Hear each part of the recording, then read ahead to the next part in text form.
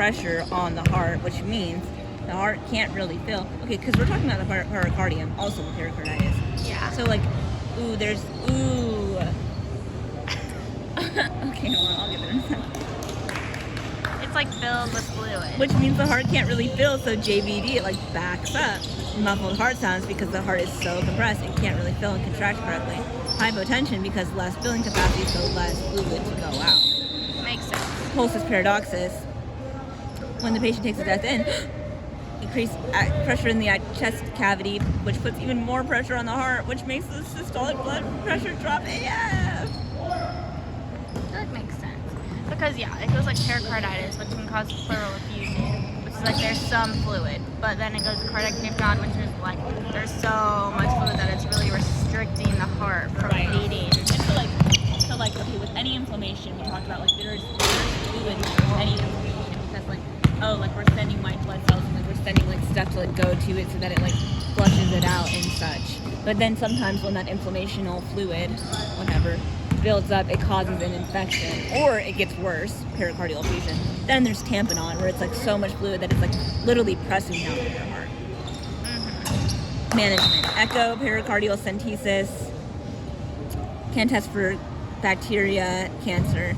With malignant, something will happen often and can get a pericardectomy, which removes peds and allows fluid to drain into the lymph system.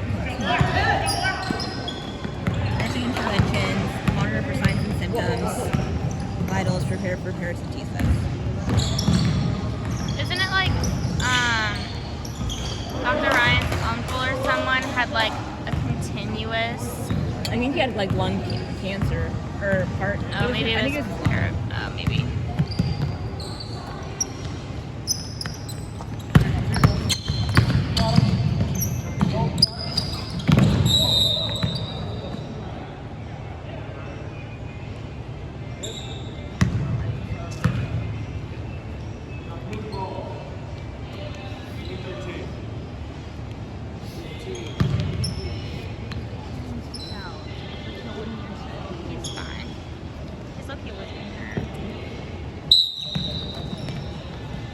Okay, go on. Wherever we left off, like we really skipped ahead. Complications of heart disease. Hello, little rules that I drew. Heart failure. Heart failure, like we know heart failure. Increased fluid volume causes cardiomegaly. Thank you, Emily, for that little note on the side. Damage to the heart that inhibits ventricular pumping effectiveness to meet the body's needs. Could be caused by necrotic damage from an MI. Systolic heart failure is the most common type. It's impaired contraction.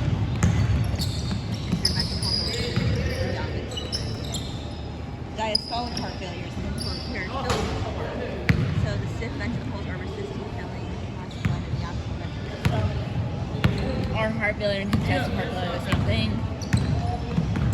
It's like heart failure is like left-sided heart failure versus right-sided heart failure versus congestive heart failure is both. Right. You usually have right-sided heart failure if you have left-sided heart failure. Yeah, left-sided is more common. Yes. 870,000 new diagnoses per year, super common. 25% of the patients with new diagnosis will be back in the hospital within 30 days. That's why education is so important. Is that what you have written? Yes. Yeah, I remember her saying that, like, really. Potentially specialized unit for education, holistic care, rehab, low sodium diet, monitoring. PASO is caused by an MI, uncontrolled blood pressure, cardiomyopathy, valvular disorders, CKD, any condition that makes the heart become weak and the blood is not being effectively pumped. That's what we tell people. Oh, your heart isn't pumping effectively. Decreased cardiac output is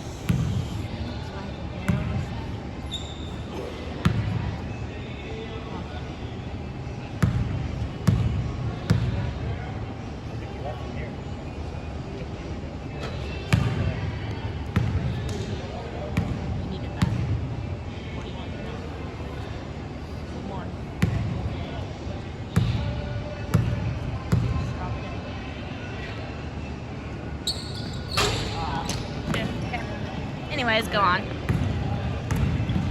okay. Decreased cardiac output is sensed. Okay, so not pumping effectively.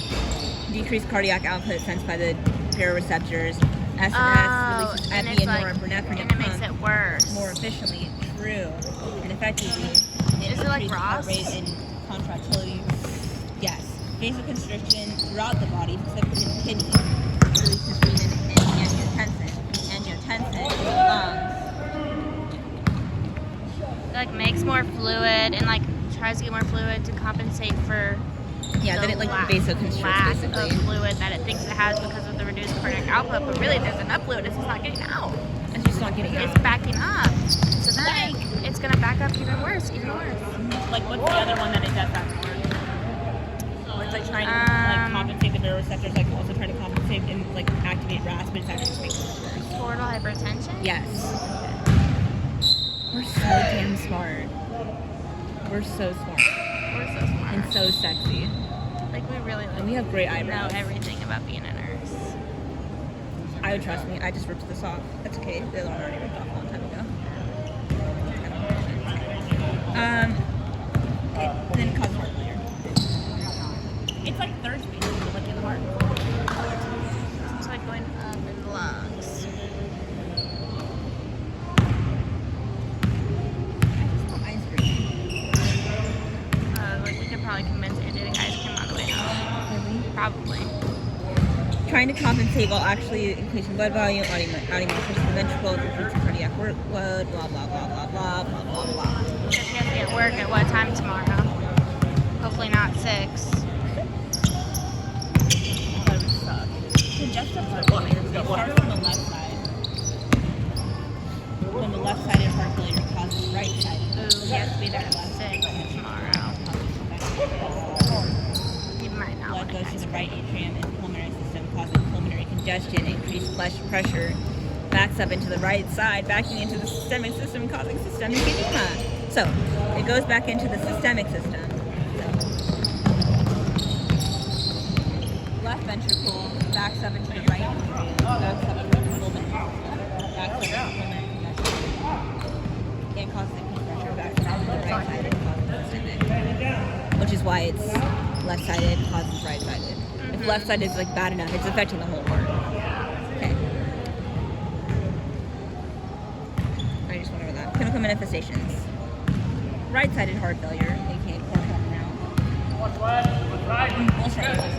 Left-sided heart failure. Estimated lung sounds, fluid back up in the lungs, loss of respiratory system. Crackles, dyspnea, cough, tachypnea.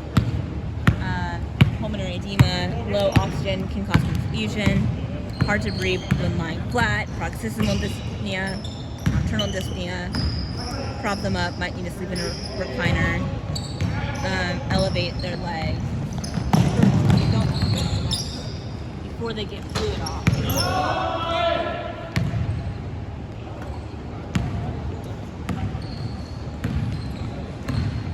Because it'll go to their heart even more. Why do they have nocturnal dyspnea? Is it because they're laying flat? Yes, but why?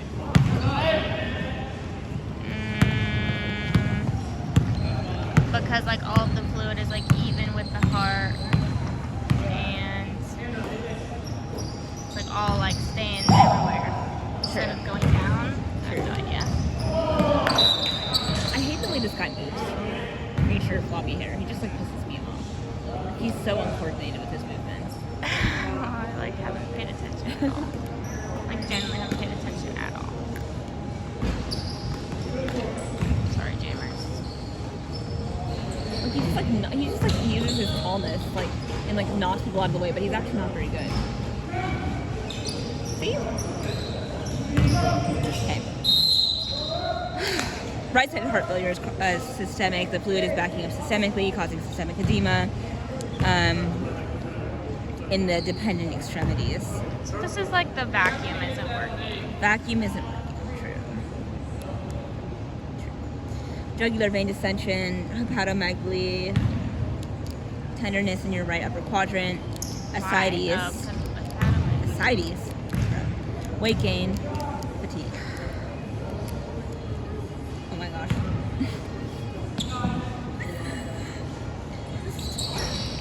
Okay. Class 1. Okay, there's 2 classifications. There's the New York Heart Association. Basically, this one just goes from class 1 to class 4. Class 1 is like no limitation. Class 4 is like symptoms of wrestling. Then there's the American College of Cardiology, which measures your risk and of heart disease.